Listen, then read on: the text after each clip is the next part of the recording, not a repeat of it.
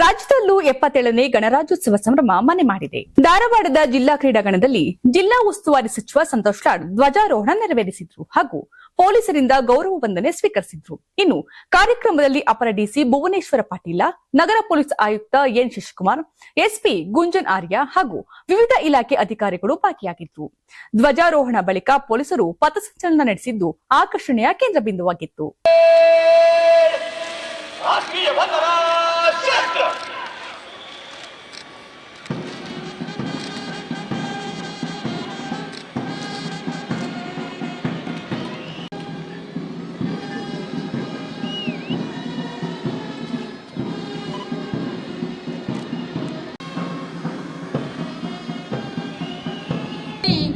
ಒಂದನೇ ತಂಡ ಜಿಲ್ಲಾ ಸಶಸ್ತ್ರ ಮೀಸಲು ಪಡೆ platoon commander Shri Vasu DAR ಗೌರವ ರಕ್ಷೆ ಸಮರ್ಪಣೆ ಆಗ್ತಾ ಇದೆ.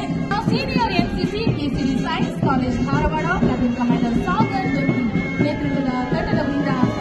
ನೀವು ಸಣ್ಣ ಆಗ್ಬೇಕಲ್ವಾ? ಅದು ಒಂದು ಉತ್ತಮ ಆಹಾರದಿಂದ ಸಣ್ಣ ಆಗ್ಬೇಕಲ್ವಾ? ಪ್ರತಿದಿನ ನಮ್ಮ ಜೀನಿ ಸ್ಲಿಮ್ ನ ಯೂಸ್ ಮಾಡಿ ಯಾವುದೇ ಸೈಡ್ ಎಫೆಕ್ಟ್ ಇಲ್ದಂಗೆ ನೀವು ಸಣ್ಣ ಆಗ್ತೀರಾ.